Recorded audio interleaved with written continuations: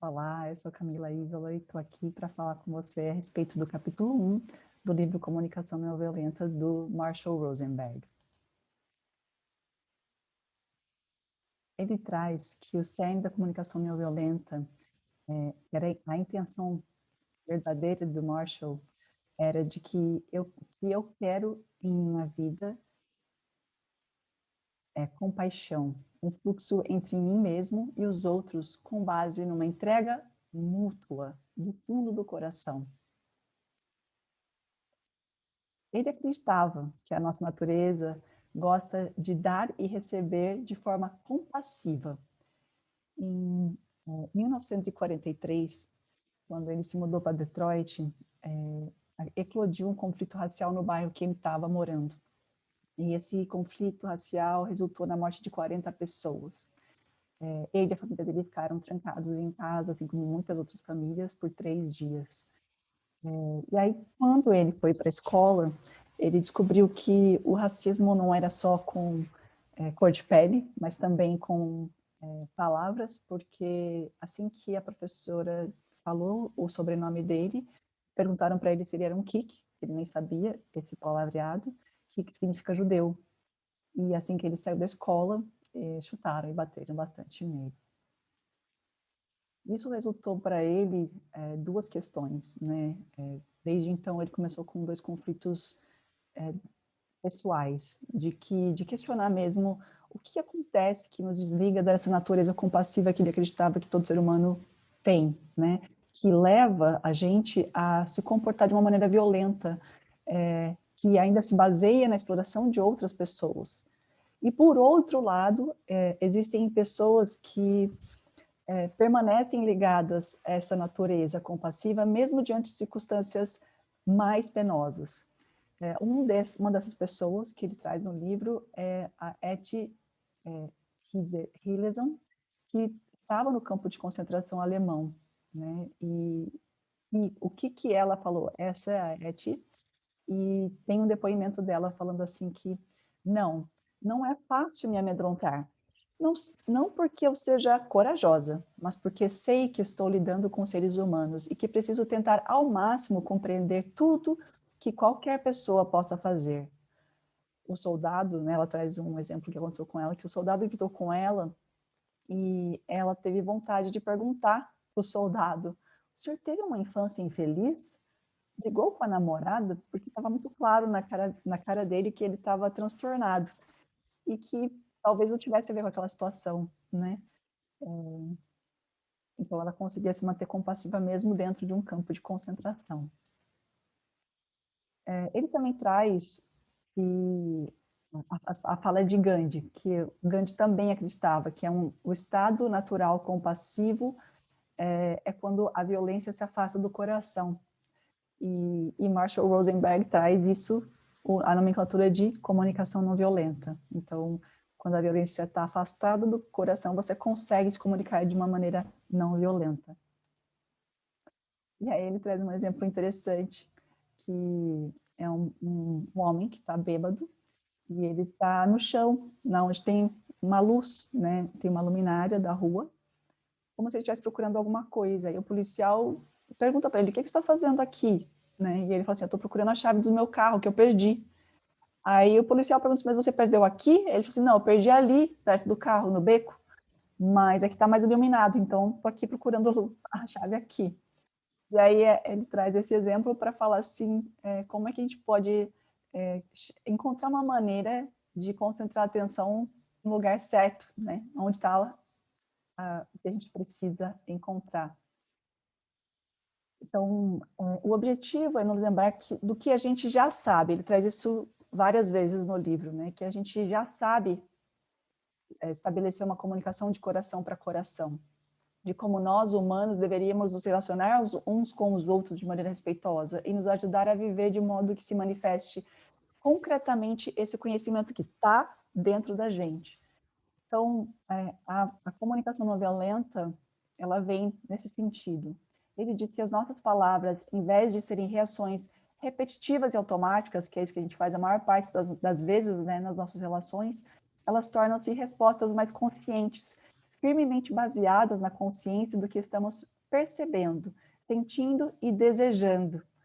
Porque muitas vezes a gente acaba nessa reação repetitiva e automática falando coisas que lá no fundo do nosso coração, se a gente conseguisse se ligar a ele, a gente entenderia que não é aquilo que a gente deseja de verdade, né?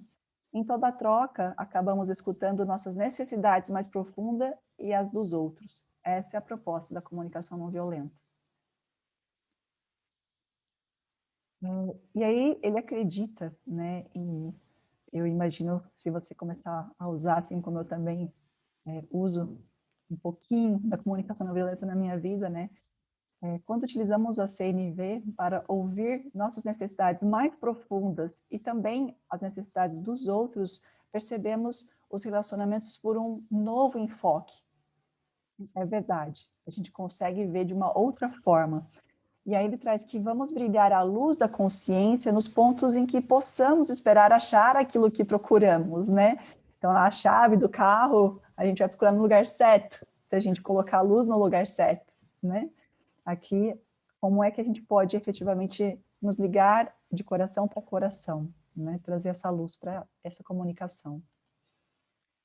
Quando nos entregamos de coração, nossos atos brotam da alegria que surge e resplandece sempre que esquecemos de boa vontade, esquecemos de boa vontade a vida de outra pessoa.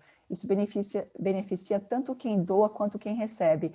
Eu falo sempre assim que tudo na nossa vida é por interesse, né? E estabelecer essa relação de coração para coração efetivamente é por interesse, porque a pessoa vai ficar melhor, né? Porque a gente não vai magoar ela e a gente também vai ficar melhor, porque é de coração para coração, a gente se sente melhor. Então, esse é o nosso interesse, em sermos felizes.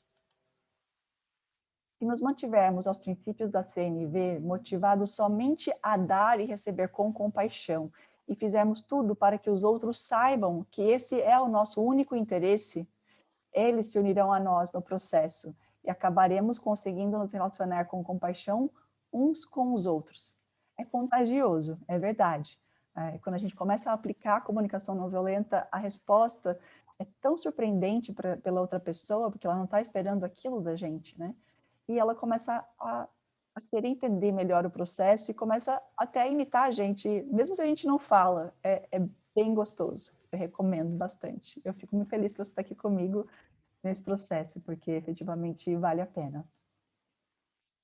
E como é que acontece a comunicação não violenta? Né? Existem 4 componentes, as 4 ferramentas que a gente usa. São 4 passos que a gente dá para efetivamente conseguir se comunicar com uma outra pessoa.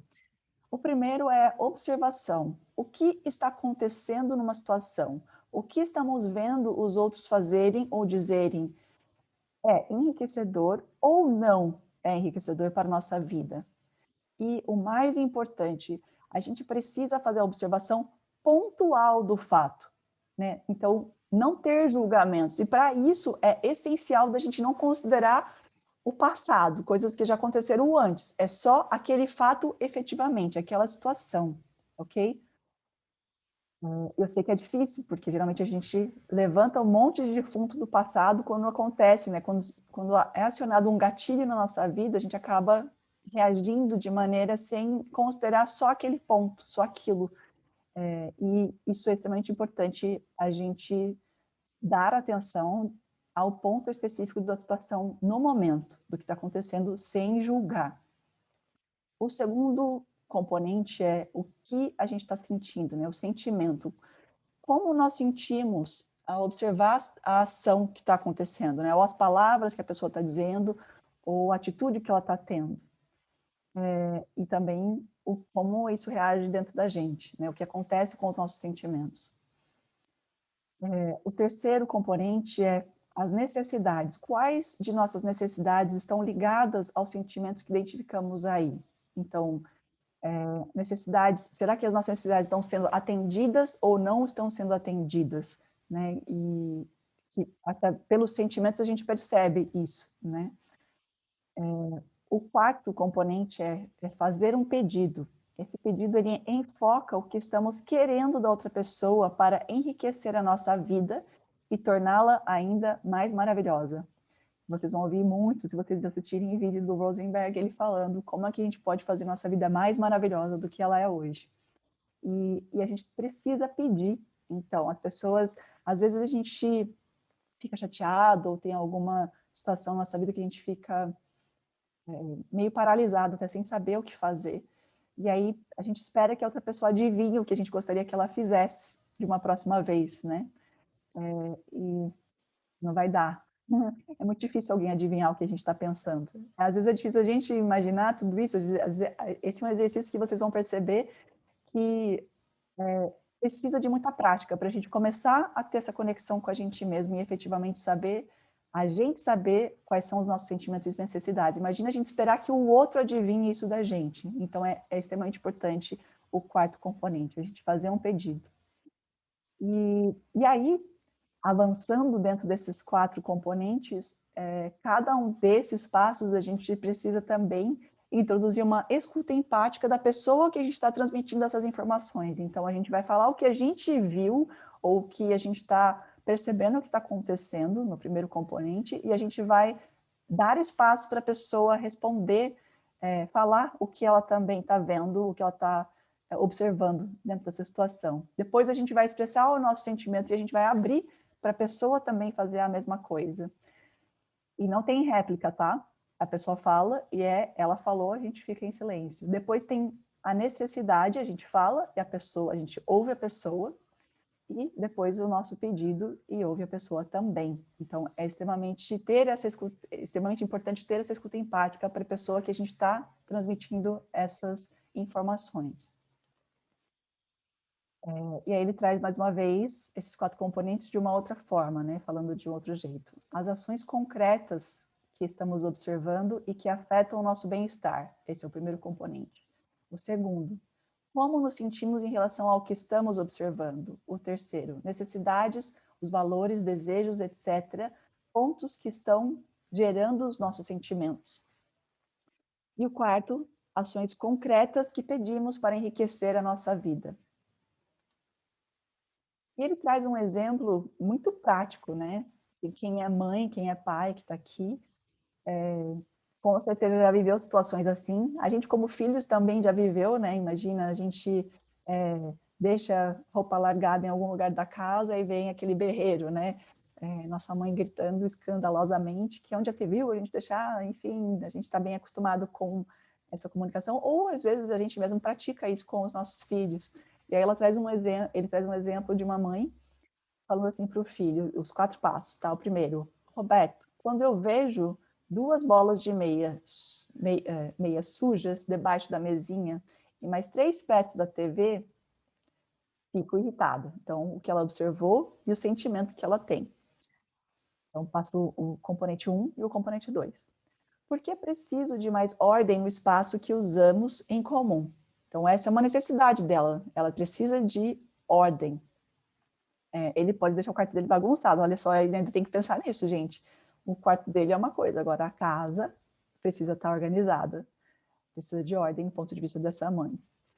E aí ela entra com um pedido, que é o quarto componente. Você poderia colocar suas meias no seu quarto ou na lavadora? E ele divide a comunicação também em 2 partes. Então, a primeira é expressar-se honestamente por meio dos 4 componentes. E segundo é receber com empatia por meio dos 4 componentes o que a outra pessoa que você está se comunicando com ela precisa falar. E é importante a gente aplicar a comunicação não violenta em primeiríssimo lugar com nós mesmos, né? Então, a gente sempre está observando a gente mesmo e aplicando os outros 3 componentes também com nós mesmos. Com uma outra pessoa. E também dá para a gente fazer a aplicação da CNV em grupos de pessoas, né? E aí, aplicando com, com nós mesmos, com outras pessoas e com grupos de pessoas, a gente consegue se conectar de coração com coração e entra no nosso estado compassivo, que é natural do ser humano. E aí ele traz alguns depoimentos. Esse aqui eu vou ler, porque é fenomenal, falando sobre uma mulher fazendo esse relato, né? Quando eu aprendi como posso receber, né, que é escutar e dar, me expressar por meio da comunicação não violenta, superei a fase em que me sentia agredida e feita de capacho. E comecei a realmente escutar as palavras e a captar nelas os sentimentos subjacentes. Então, ela saiu de vítima, do estado de vítima, para atuação, para efetivamente conseguir se comunicar. Eu me dei conta do homem com quem tinha estado casada por 28 anos, um homem muito sofrido. Ele havia pedido divórcio uma semana antes do seminário sobre comunicação não violenta. Bom, para encurtar uma história, que é bem comprida, estamos aqui hoje, juntos. Estou ciente da contribuição da CNV deu para termos um final feliz. Até aquele momento, né? Aprendi a escutar sentimentos, a expressar minhas necessidades, a aceitar respostas que nem sempre queria ouvir.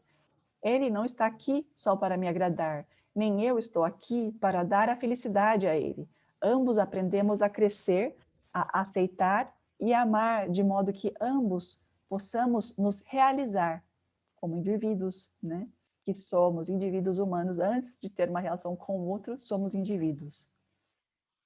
Um outro depoimento que ele traz é de uma sala com alunos especiais, né? E tem um aluno específico na sala que ele cuspia, ele xingava, falava palavrão, inclusive, quando alguém se aproximava da mesa dele. E aí a professora trouxe as ferramentas da comunicação não violenta para essa turma. E aí toda vez que isso acontecia, ela dizia para esse aluno, por favor, diga isso com jeito, use a linguagem da girafa, que é da CNV.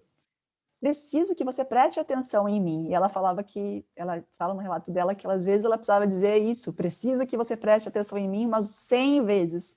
Mas ela estava expressando a necessidade dela de coração para coração e efetivamente ele conseguia se religar de volta a ela. E aí quando ela falava para ele se expressar de uma outra maneira, da forma que a girafa ensinou, né? O aluno dizia, por favor, ele levantava, ele se expressava, por favor, você poderia sair de perto da minha carteira? Eu fico com raiva quando você fica tão perto de mim. E a resposta dos outros alunos, surpreendentemente, era, me desculpe, eu tinha esquecido que isso deixa você aborrecido. Dá para entender porque que lá no início dos depoimentos fala-se que pode ser a salvação da humanidade, né, gente? Ele traz também o depoimento de uma médica, que nos atendimentos dela, ela trabalha com atendimento com pessoas que estão na reta final da vida, assim, que já tem um diagnóstico de não conseguir mais fazer nada a respeito dentro da medicina e que tem os dias contados. E a partir do momento que ela começou a usar a comunicação não violenta e a ouvir os pacientes dela, a resposta dos pacientes foi perguntar para ela assim, você é psicóloga também? Porque assim, os outros médicos não me tratam dessa forma, é bem diferente, é estranho até. E ela diz que à medida que me envolvo cada vez mais na dança da CNV, sinto mais energia e alegria no trabalho. E, gente, uma pessoa que trabalha com o que ela trabalha, sentir energia e alegria, é realmente porque ela consegue se conectar de coração para coração com os outros seres humanos. E ele traz outros depoimentos também, de forma que a comunicação não violenta, né? A gente está aqui, provavelmente, principalmente por questões de relações pessoais, né? Ou profissionais, de um para um ali, ou de pequenos grupos, né? E ele traz exemplos de influência política que a CNV fez, efetivamente. Um deles é de uma ministra francesa que visita a irmã, e ela, observando a irmã e o cunhado se expressarem um com o outro, ela ficou curiosa e perguntou o que era, e descobriu que era CNV, e aí ela vai atrás até entender como que ela podia aplicar isso nas negociações que ela fazia no trabalho, e foi muito efetivo numa das negociações que ela fez, que inclusive foi o Rosenberg que encontrou pessoas para irem ajudar ela nesse trabalho de negociação com a Argélia, foi muito bem sucedido o processo. E aí ele traz exemplos de conflitos em Israel, no território da Autoridade da Palestina, Nigéria, Ruanda, Serra Leoa, Belgrado. Ele fala de um exemplo lá que uma negociação durou 3 dias, e começou numa tensão no olhar das pessoas, assim, bem efetivamente com muita raiva e ódio, e essa tensão se transformou em sorrisos no final da negociação. Então, vocês imaginam, né? Evitar guerras. E aí, como resumo, a CNV nos ajuda a nos ligarmos uns aos outros e a nós mesmos, possibilitando que a nossa compaixão natural floresça.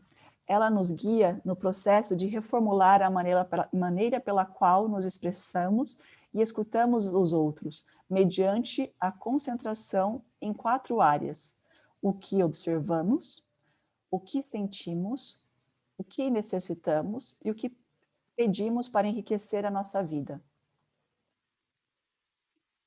E aí ele traz um exemplo que eu vou ler aqui para vocês, vou até ligar a luz aqui para conseguir ler. Não tem como, é uma conversa que ele traz, o título é Assassino Matador de Crianças, porque ele está num lugar, e eu vou ler, intercalados, desculpa, aqui, a gente vai ter vários depoimentos desse no final de cada capítulo, ok? Numa mesquita do campo de refugiados de Reixa, em Belém, na Cisjordânia, eu estava apresentando a comunicação não violenta a cerca de 170 muçulmanos palestinos. Na época, as atitudes para com os americanos não eram positivas. De repente, enquanto falava, percebi que uma onda de tumulto abafado se espalhava entre o público. Estão cochichando que você é americano, alertou meu intérprete. No mesmo momento em que um dos participantes se levantava subitamente. Olhando fixo para mim, ele gritou, a plenos pulmões, assassino! De imediato, uma dúzia de outras vozes se juntou a ele em coro. Assassino, matador de crianças, assassino! Felizmente, fui capaz de concentrar minha atenção no que aquele homem estava sentindo e necessitando. No caso em questão, eu tinha algumas pistas. A caminho do campo de refugiados, eu tinha visto várias latas vazias de gás lacrimogêneo que haviam sido atiradas contra o campo na noite anterior. Em cada uma delas estavam claramente marcadas as palavras Made in USA, que é feito nos Estados Unidos. Eu sabia que os refugiados tinham muita raiva dos Estados Unidos por fornecerem gás lacrimogêneo e outras armas a Israel. Dirigi-me ao homem que havia me chamado de assassino. Você está com raiva porque você gostaria que meu governo usasse seus recursos de forma diferente? Ele fala assim, entre parênteses, eu não sabia se meu palpite estava certo. No entanto, o fundamental era meu esforço sincero de me sintonizar com seu sentimento e suas necessidades. Aí ele responde, o homem que agrediu ele verbalmente. Pode ter certeza que estou. Você acha que precisamos de gás lacrimogênio? Precisamos de esgotos, não de gás lacrimogênio de vocês. Precisamos de moradias, precisamos ter nosso próprio país. Aí o Rosenberg responde, então você está furioso e gostaria de algum apoio para melhorar suas condições de vida e obter a independência política? Você sabe o que é viver 27 anos do jeito que eu tenho vivido com a família? Filhos e tudo mais? Você possui a mais pálida noção do que isso tem sido para nós? Rosenberg responde, está me parecendo que você está muito desesperado e que está imaginando se eu ou qualquer outra pessoa pode realmente compreender o que significa viver nessas condições. Foi isso mesmo que você quis dizer? Você quer compreender? Ele disse. Me diga, você tem filhos? Eles vão à escola? Eles têm playgrounds, parquinhos, né, de diversão? Meu filho está doente. Ele brinca no esgoto a céu aberto. Sua sala de aula não tem livros. Você já viu uma escola que não tem livros? Aí o Rosenberg diz, estou ouvindo quanto é penoso para vocês criarem suas crianças aqui. Você gostaria que eu soubesse que o que você quer é o que todos os pais desejam para os filhos, uma boa educação, a oportunidade de brincar e crescer num ambiente saudável. Aí o homem responde, É isso mesmo, o básico, direitos humanos. Não é isso que vocês americanos dizem? Por que não vem mais de vocês aqui para ver que tipo de direitos humanos vocês estão trazendo para cá? E Rosenberg responde: você gostaria que mais americanos tomassem consciência da enormidade do sofrimento que ocorre aqui e vissem profundamente as consequências de nossas ações políticas? Rosenberg continua falando assim, para a gente agora, no livro, né? Nosso diálogo continuou. Ele expressando sua dor por quase 20 minutos mais, e eu procurando escutar o sentimento e a necessidade por trás de cada frase. Não concordei nem discordei. Recebi as palavras dele, não como ataques, mas como presentes de outro ser humano que estava disposto a partilhar comigo sua alma e suas profundas vulnerabilidades. Uma vez que se sentiu compreendido, o homem foi capaz de me ouvir e explicar o motivo de eu estar naquele campo. 1 hora depois, o mesmo homem que havia me chamado de assassino estava me convidando para ir à sua casa para um jantar de Ramadã. Então, esse é essa é a utilização de comunicação não violenta em situações de extremo conflito. Comunicação não violenta no mundo inteiro é utilizada para mediar disputas e conflitos em todos os níveis. E vamos ao vídeo 2.